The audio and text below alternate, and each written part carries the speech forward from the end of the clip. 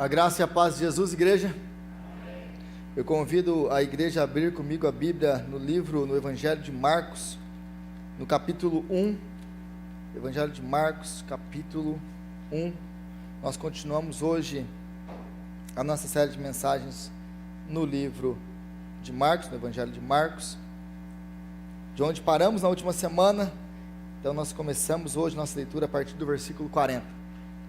Evangelho de Marcos, capítulo 1, a partir do versículo 40, nós lemos até o 45, são apenas 5 versículos, mas vocês vão perceber que em apenas 5 versículos, a gente pode aprender muita coisa. Amém? A igreja já encontrou o texto?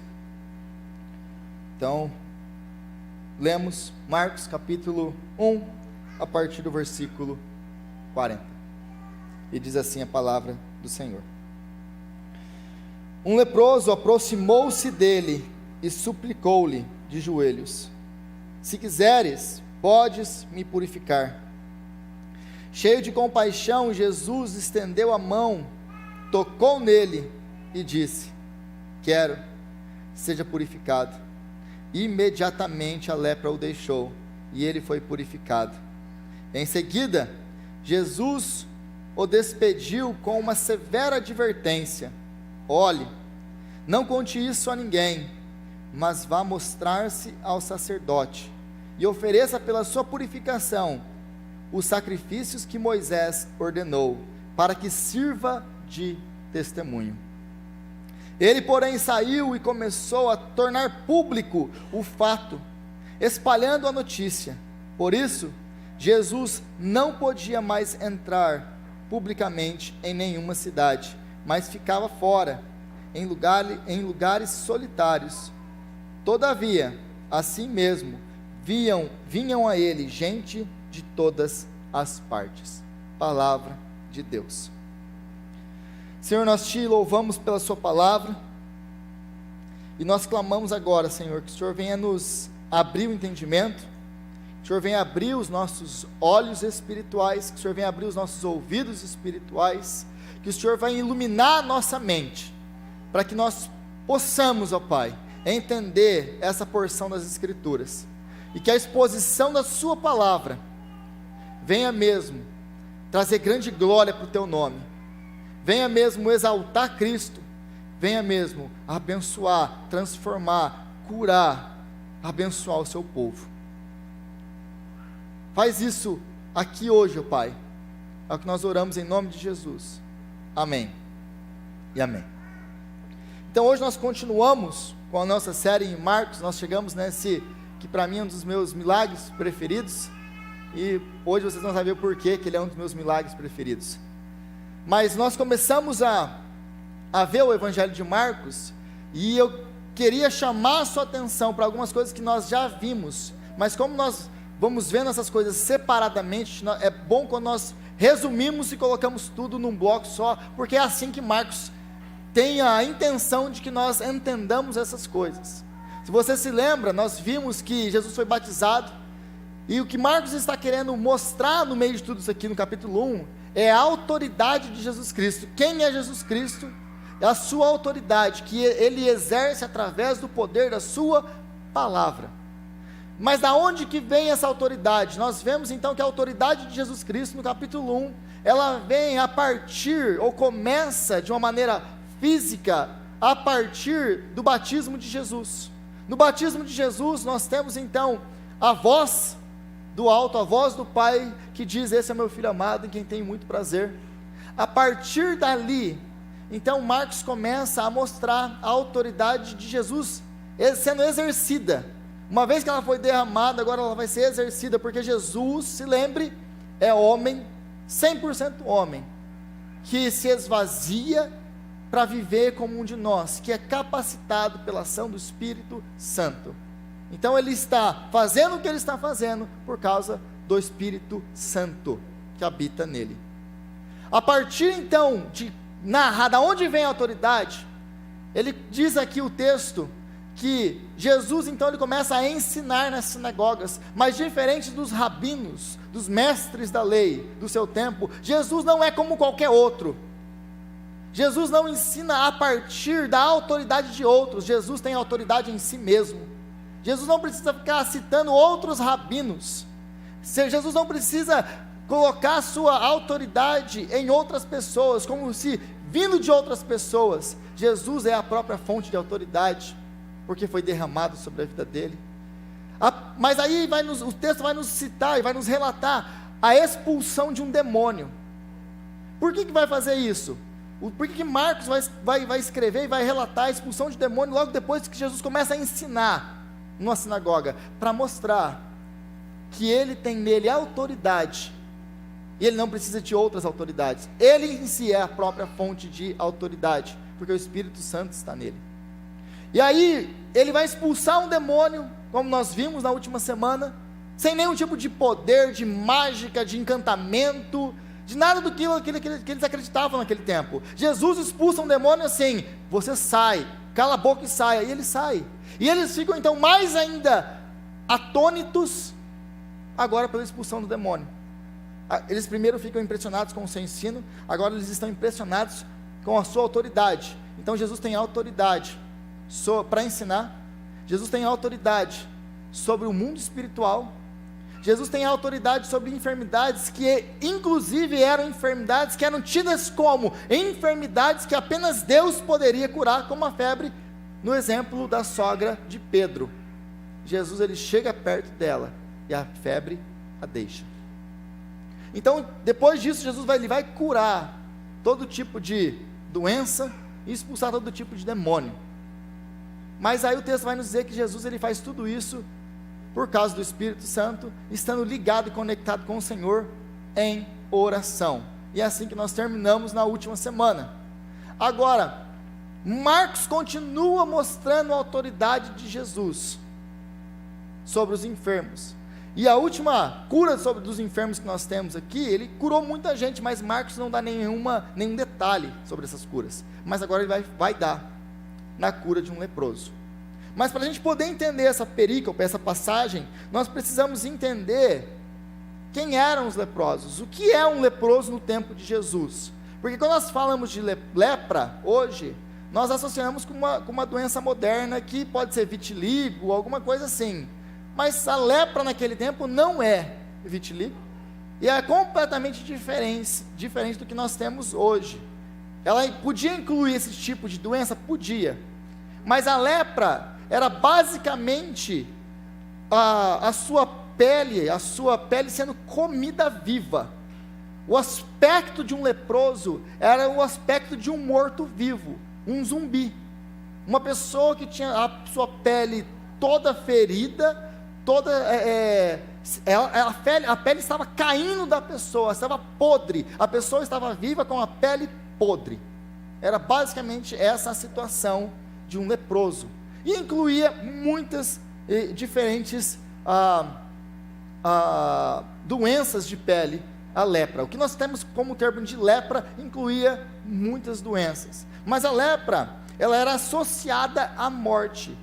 Então ela era chamada também de a doença do morto-vivo, por causa desse aspecto, do aspecto da lepra, e por causa de algumas outras coisas que nós vamos ver. Mas um texto interessante que cita o quadro ou a situação de um leproso é o texto de Miriam, quando Miriam reclama com o seu irmão Arão sobre Moisés.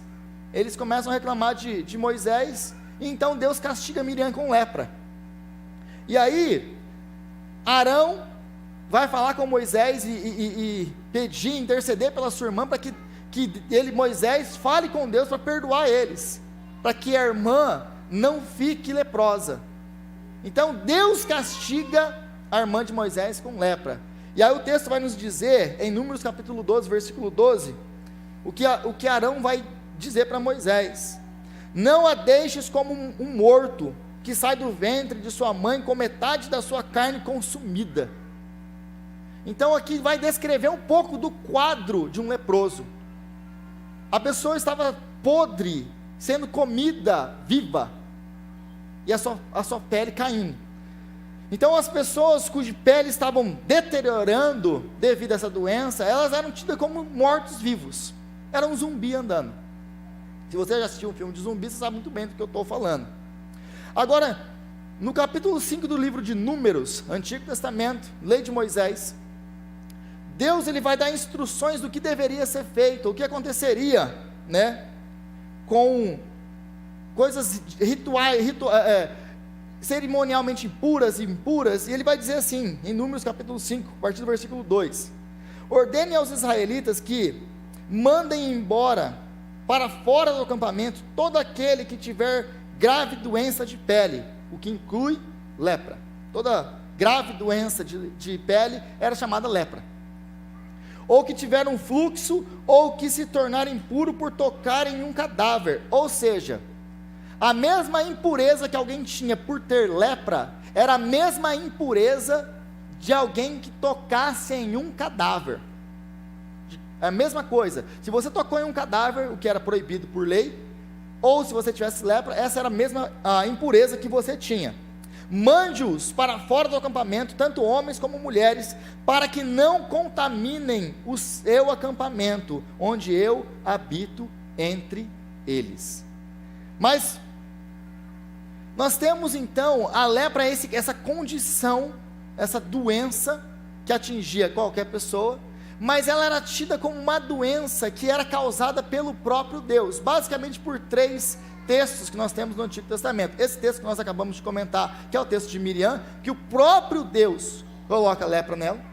Mas o segundo era o de Moisés, quando Moisés, se você conhece a passagem do encontro de Deus com Moisés, a sarça ardente, Moisés ele não quer, aí Deus permite que ele faça milagres para convencer ele. Aí faz lá a cobra do bastão virar uma cobra, e vocês aprenderam isso na escola dominical, as crianças, desde criança, você cresceu ouvindo essa história. Mas uma história que quase não é contada, é o outro milagre, que Deus fala assim para ele: Moisés, põe a mão no peito. Moisés põe a mão no peito, na hora que ele tira a mão está leprosa. Aí Moisés põe de novo a mão no peito, e ele tira de novo, e a mão está curada. Então, esse era um outro texto que causava a imaginação do povo de dizer que a lepra, ela é uma maldição de Deus. Se você tem lepra, você está amaldiçoado por Deus. Mas um terceiro texto que vai nos chamar a atenção também no Antigo Testamento, é que todas essas curas do Antigo Testamento, elas são feitas por Deus.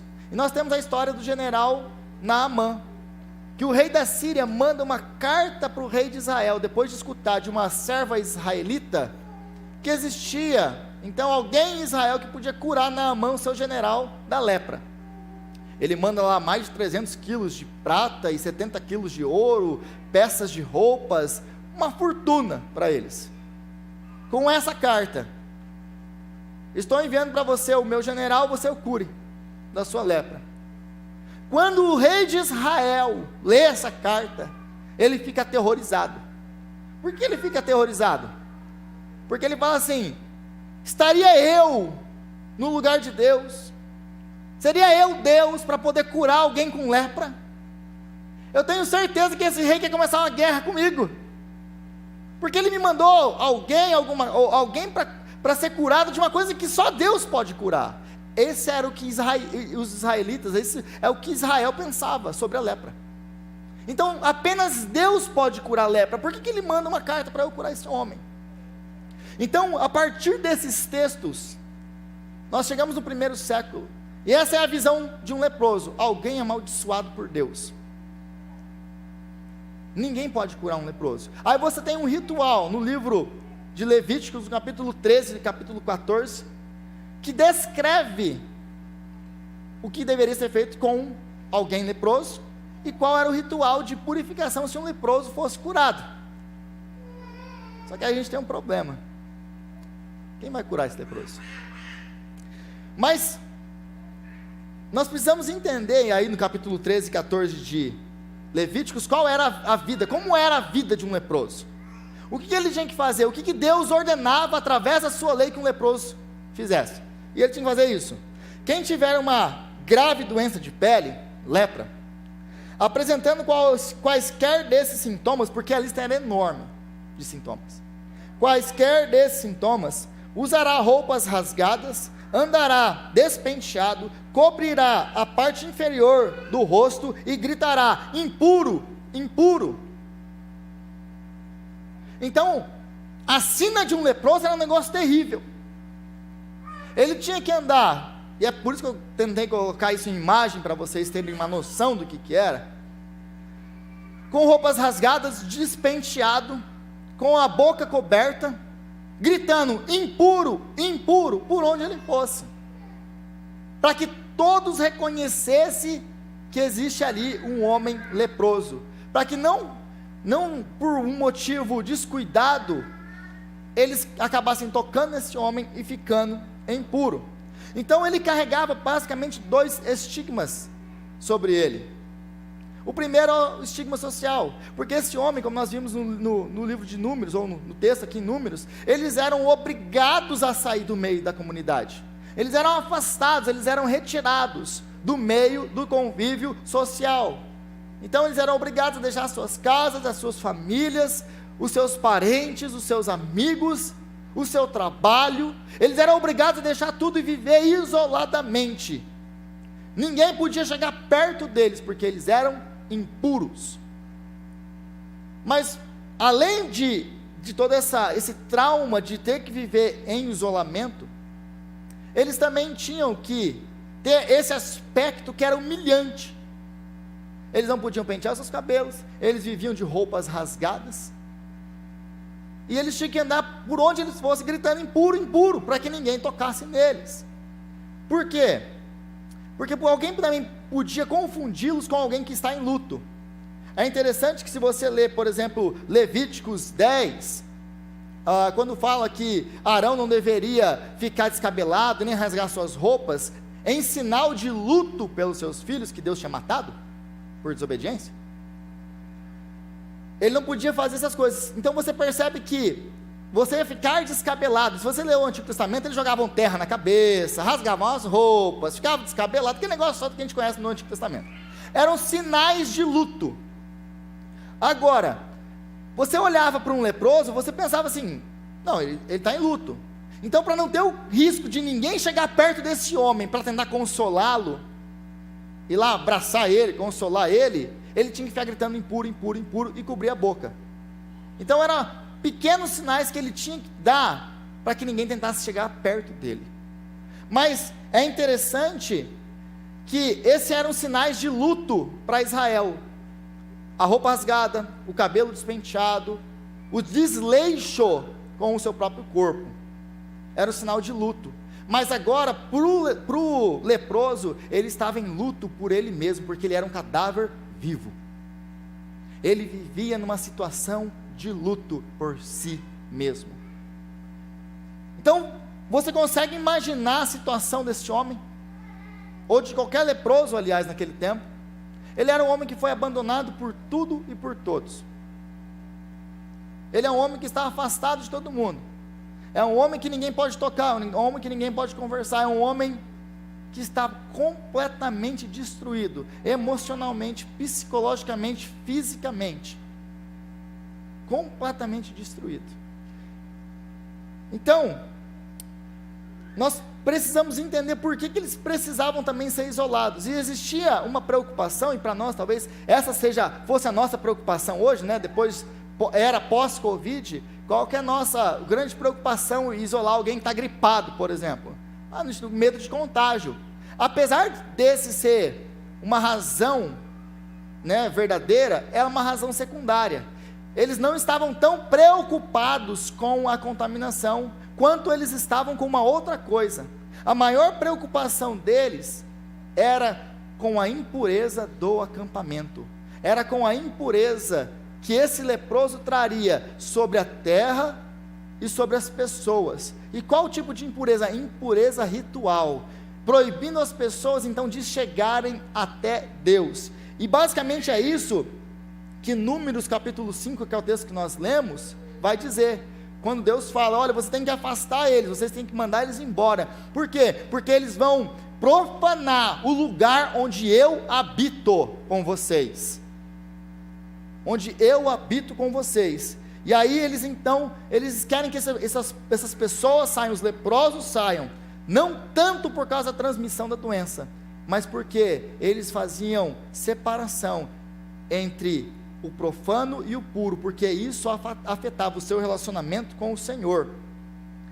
E é muito interessante, por quê? Porque nós olhamos para o Antigo Testamento, quando nós lemos o Antigo Testamento, a gente vê aquele monte de lei doida, que a gente não entende nada, e a gente fica assim, nossa, por que tem, e mata bicho, derrama sangue, derrama, e você vai virando a Bíblia assim, vai escorrendo sangue, e de repente fala assim, mas para que serve tudo isso, gente?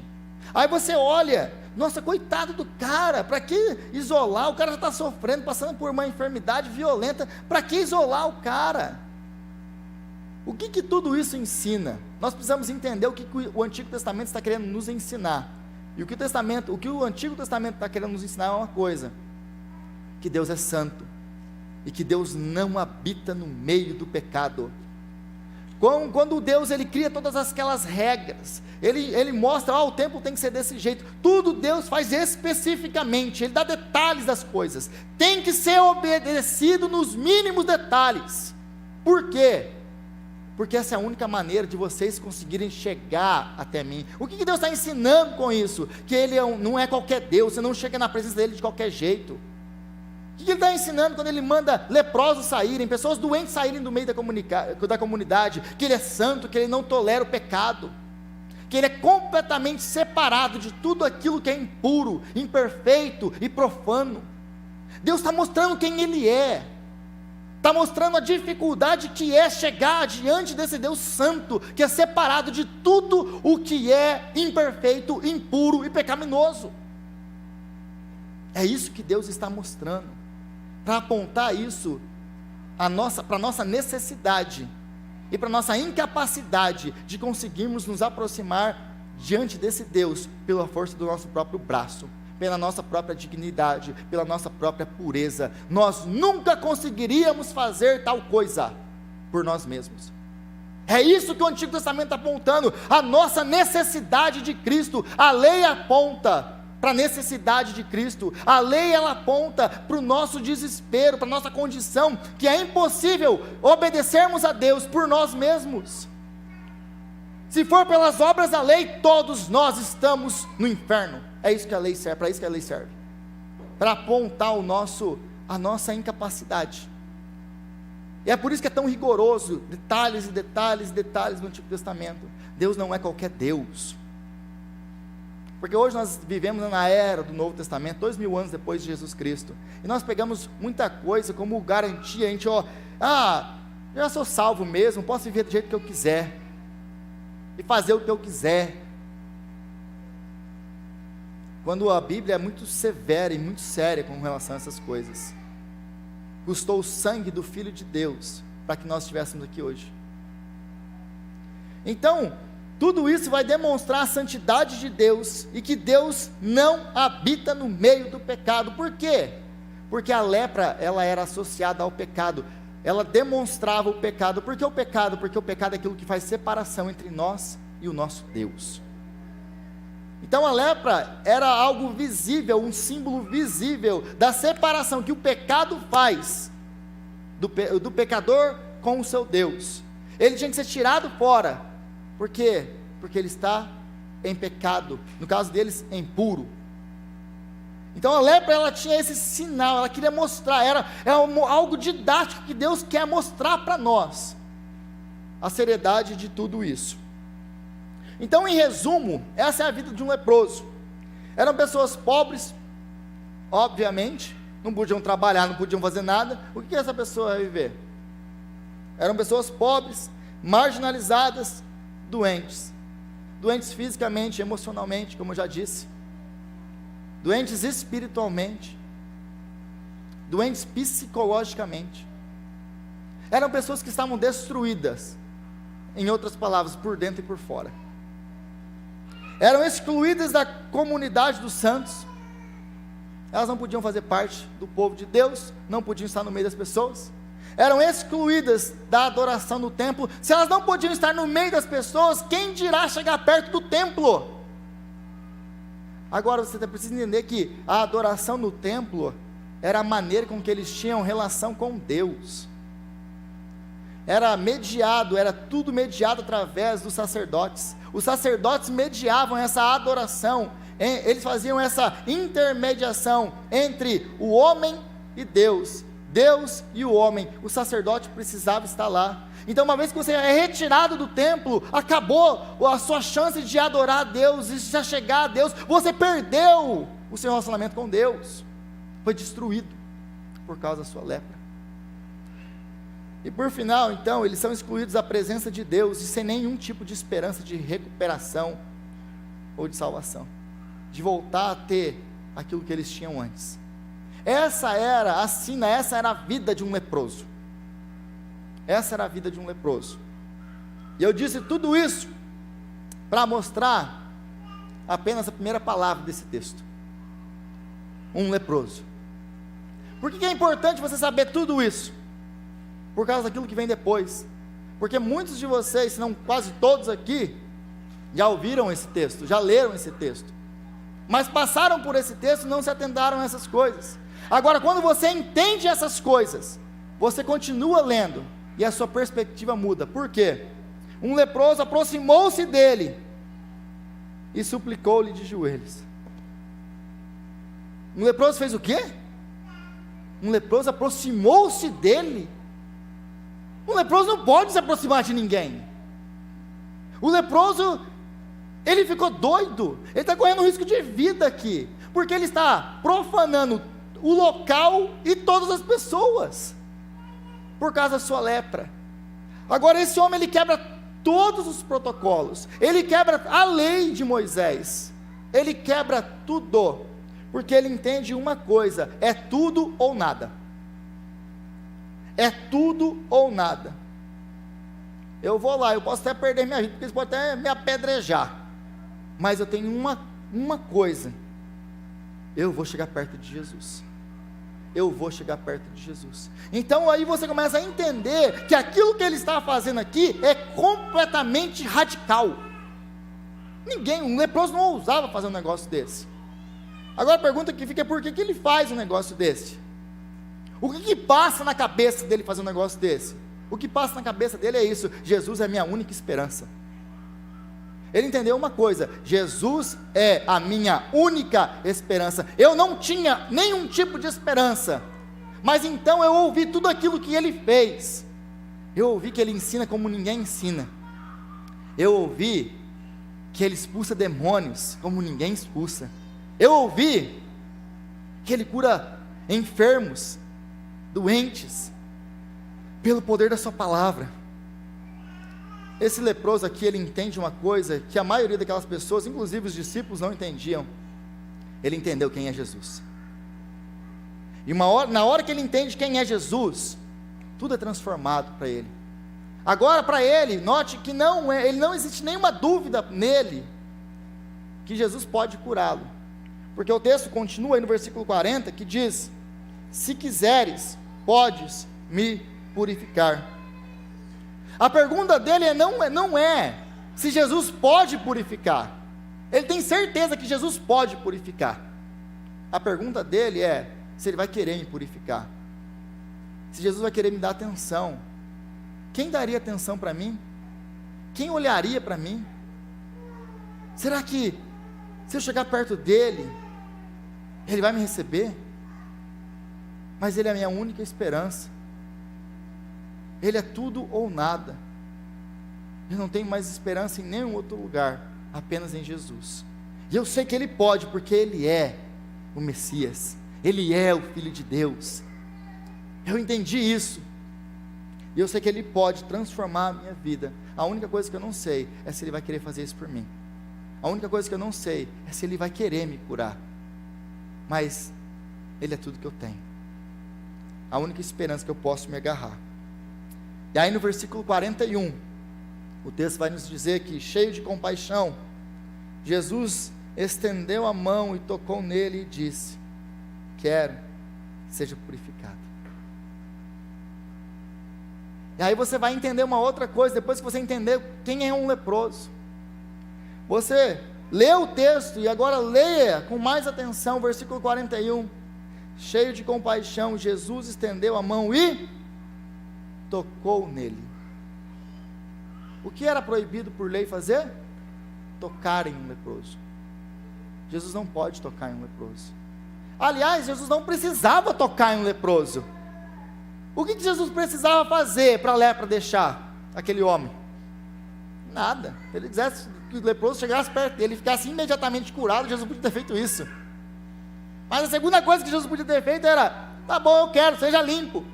E naquele exato momento a lepra o deixaria. Mas Jesus não faz nada disso. Jesus toca nesse homem. Por que Jesus toca nele? Por que Jesus toca nele? Jesus nunca precisou tocar nele, porque Jesus queria restaurá-lo muito além do físico.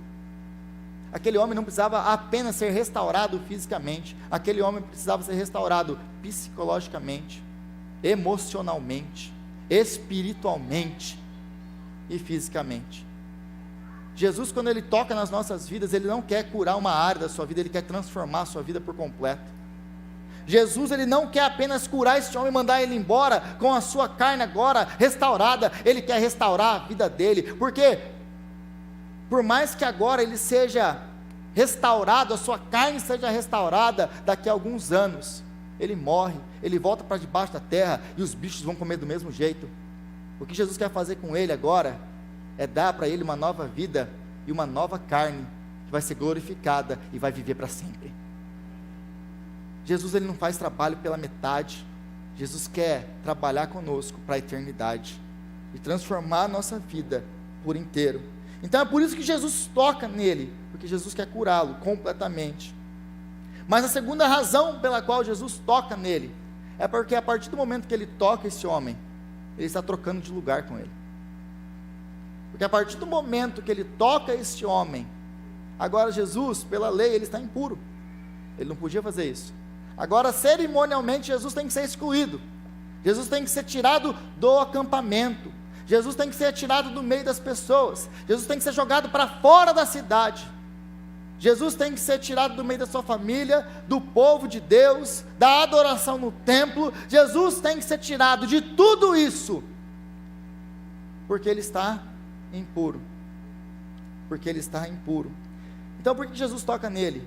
Porque Jesus quer trocar de lugar com ele, porque Jesus quer tomar o lugar dele, para que ele pudesse ser curado completamente, muito mais do que ser curado fisicamente, ser curado eternamente. Esse é o intuito de Jesus aqui. Ele quer se identificar com ele de tal maneira que ele vai sentir o que ele sentiu, toda a exclusão, toda a sina, todo o estigma desse homem. Ele quer passar exatamente aquilo que ele passou. Era isso, ele está tocando nesse homem para se identificar com esse homem. Por que ele faz isso? E por que Marcos coloca essa história? Porque essa história é a sua história, é a minha história. Se você não entendeu ainda, eu estou falando de você. Essa é a sua história, essa é a minha história. É Jesus que entra na nossa história e transforma a nossa vida, porque a lepra, ela é a representação do pecado, da nossa separação com Deus. Mas quando Jesus ele vem, ele toca nas nossas vidas, ele toma sobre ele o nosso pecado. Aquele que não conheceu o pecado, Deus fez pecado por nós.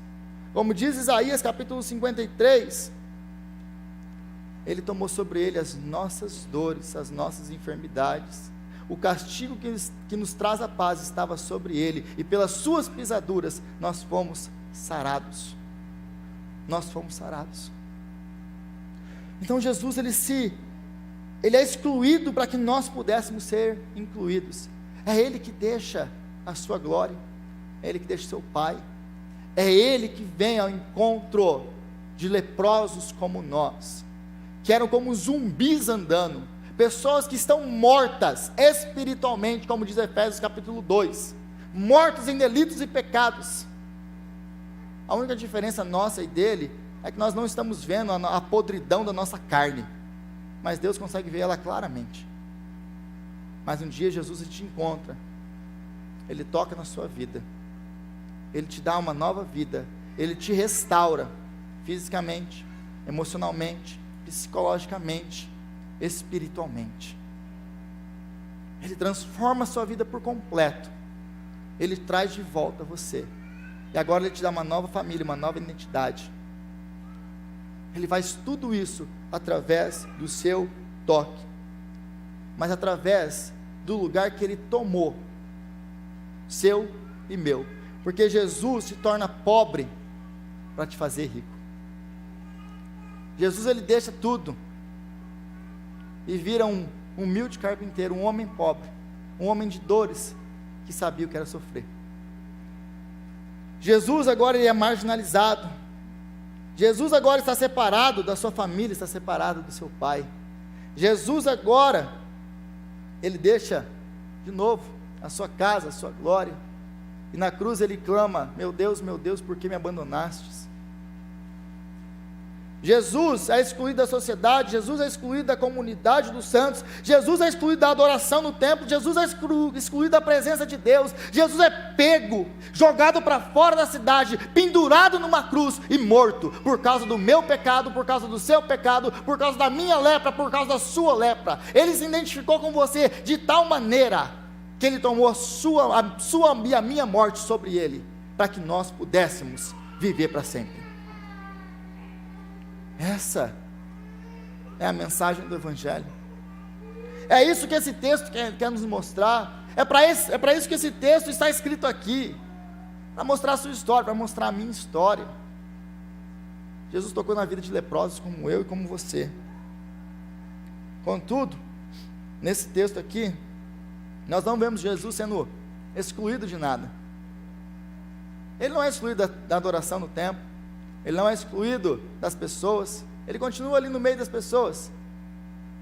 Ele vai ser mais tarde, quando jogarem Ele para fora de Jerusalém e colocarem em cima de uma cruz. Mas por que Ele não faz isso aqui agora?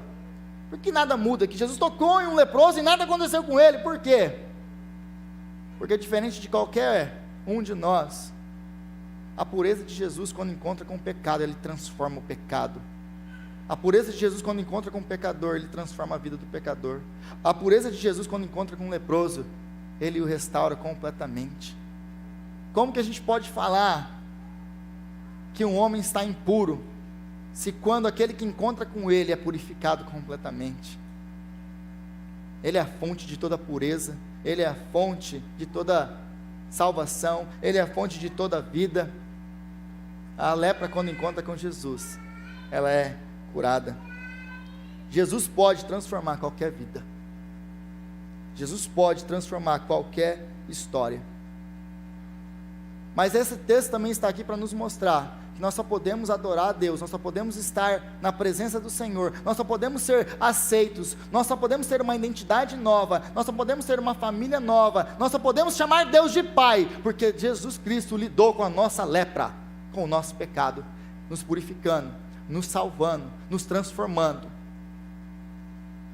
Não é direito nosso, foi conquistado na cruz a preço de sangue. Ele pagou o preço, foi Ele que pegou o escrito de dívida que era contrário a nós, pregou na cruz e pagou todos os nossos pecados, porque mais uma vez, Deus não habita no meio de pecadores.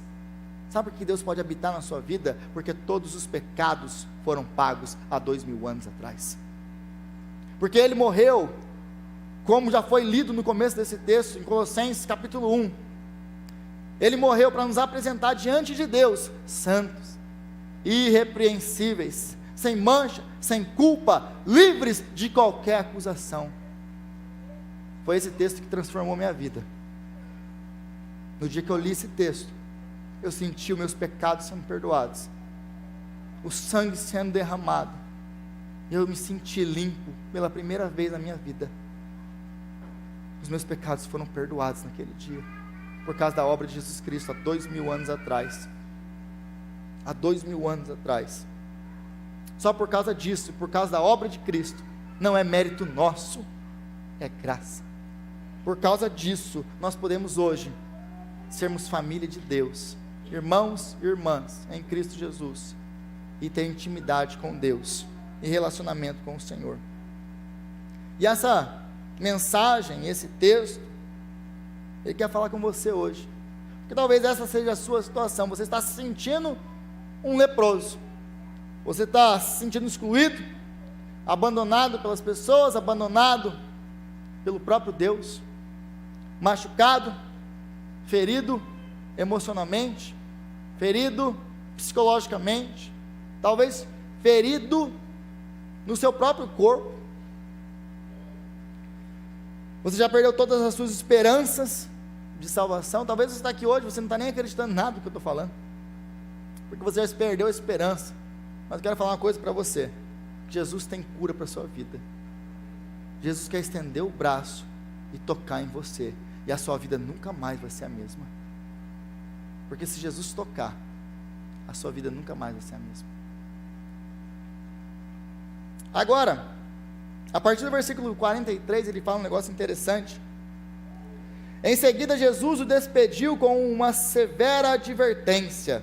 Versículo 44, olhe, não conte isso a ninguém, mas vá mostrar-se ao sacerdote e ofereça pela sua purificação os sacrifícios que Moisés ordenou, para que sirva de testemunho.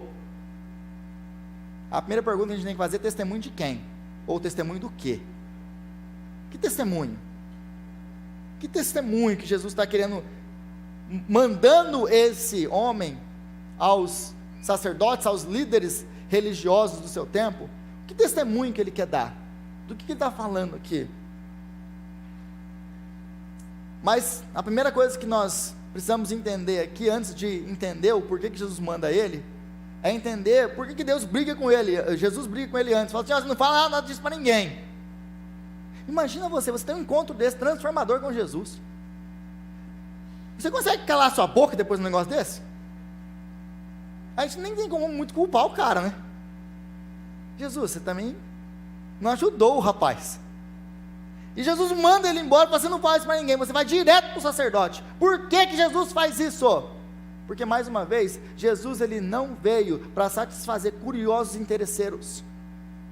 Porque o versículo 45 diz assim: ele, porém, saiu e começou a tornar público o fato, espalhando a notícia. Por isso Jesus não podia mais entrar publicamente em nenhuma cidade, mas ficava fora. Jesus sabia que isso ia acontecer. Jesus sabia que uma vez que contassem que Jesus purifica leprosos, o ministério ia ficar complicado, porque a única coisa que interesseiros, a única coisa que curiosos fazem é atrapalhar o ministério. Pessoas que só estão atrás de Jesus por causa de milagre, pessoas que só querem estar em volta de Jesus para ver aquilo que ele faz. Nossa, quero ver esse homem curar aí um leproso, vamos ver como que funciona isso.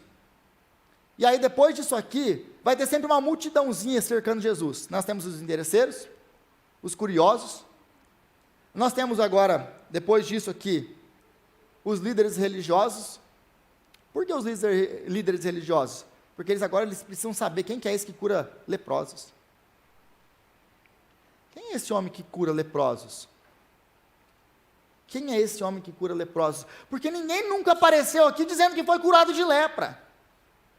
Aí você imagina a cabeça de um sacerdote naquele tempo. Eu vim aqui oferecer os sacrifícios que Moisés ordenou. Que sacrifício, meu filho? O sacrifício da cura de um leproso. O que é?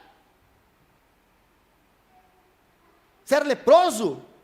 Você foi purificado? Quem te purificou? Que sacrifício? Ninguém nunca fez esse sacrifício. Onde está esse sacrifício? Vamos lá ler a lei, cadê? Não, está lá em Levíticos 14, lê lá o que tem que fazer lá. Aí bate a poeira do negócio, vê como que funciona. Não, você tem que fazer isso aqui. Mas como assim? Ninguém nunca curou um leproso. Ninguém nunca curou um leproso. Mas Jesus curou. Então Jesus agora, ele quer fazer o quê? Ele quer abrir uma conversa com os líderes religiosos do seu tempo, ele quer fazer uma pergunta para eles: quem vocês dizem que eu sou? Da onde vocês acham que vem a minha autoridade? O que vocês vão fazer comigo? Porque o leproso entendeu quem ele era. Os discípulos vão demorar um pouco para entender, porque a gente é meio cabeça dura mesmo. Mas ele quer agora abrir uma conversa com os líderes religiosos do seu tempo. É por isso que ele fala, vai lá para servir de testemunho. Qual o testemunho? O meu testemunho, de quem eu sou. E eu quero ver o que eles vão falar de mim. Porque esse era um dos milagres chamados messiânicos. Porque na época de Jesus existia uma série de pensamentos e de ideias de alguns milagres que só o Messias poderia fazer. E se você notar no Novo Testamento, nos relatos desses evangelhos, você vai perceber uma coisa, que é quase que idêntico, são os mesmos milagres. Por que se Jesus fez tantos outros milagres, como toda hora a gente vê, Jesus curou um monte de gente, por que esses milagres especificamente estão escritos aqui? Porque existiam na cabeça daquele povo alguns milagres que só o Messias poderia fazer. Só o Messias pode curar a febre, porque a febre é uma maldição divina. Só o Messias pode curar um leproso, porque ninguém nunca curou um leproso. A lepra é uma maldição de Deus, e quem senão Deus pode reverter a lepra? São milagres messiânicos. Agora, depois disso, nós temos um milagre messiânico acontecendo aqui, público. Agora os fariseus, os mestres da lei vão ter que investigar, quem é esse que cura leprosos? Quem é esse que faz esses milagres? Aí eles vão ter que investigar primeiro, aquela pessoa que foi curada, mas em segundo lugar, eles vão ter que investigar quem que curou. Aí é por isso que na próxima semana nós vamos ver a cura de um paralítico. E aí você vai entender o porquê que depois Jesus vai curar um paralítico. Está tão lotada a casa, que ninguém consegue entrar mais na casa. Por quê? Porque Jesus é aquele que cura, que purifica leprosos. Quem é esse que faz esse tipo de coisa? Aí nós vamos aprender que ele tem autoridade para perdoar pecados. Que é aquilo que está sendo representado aqui. Porque aqui, o Marcos ele nos mostra que Jesus cura leprosos, eu e você. Ele lida com o nosso pecado, mas no próximo capítulo, ele vai deixar isso claramente, quando ele perdoa pecados. Quando ele perdoa pecados. Agora, para encerrar, é interessante notar que se você ler Levíticos, de novo, capítulo 13, capítulo 14, se você ler especificamente capítulo 13, versículo 3, versículo 6, você vai encontrar lá que a pessoa tinha que ser trazida ao sacerdote, e ele declarava aquela pessoa pura, impura. Ele examinava a pessoa e falava pura, impuro. Aqueles sacerdotes, eles podiam declarar pessoas puras ou impuras, e eles não podiam fazer mais nada por eles. Ou você estava puro ou você estava impuro, e não tem nada que eu possa fazer por você. Mas Jesus não é apenas aquele que declara puro ou impuro. Jesus é aquele que lida e dá pureza para quem ele encontra, concede e quer, e transforma a vida deles. Jesus não é como um sacerdote, ele é o sumo sacerdote, aquele que realmente faz intermediação entre nós e Deus. Senhor, nós te agradecemos pela sua palavra, ó Pai, e clamamos a Ti, ó Pai, que o Senhor venha nos dar graça, para entender todas essas coisas, e que essas coisas venham transformar as nossas vidas. Obrigado a Deus, porque um dia o Senhor nos encontrou, leprosos, abandonados,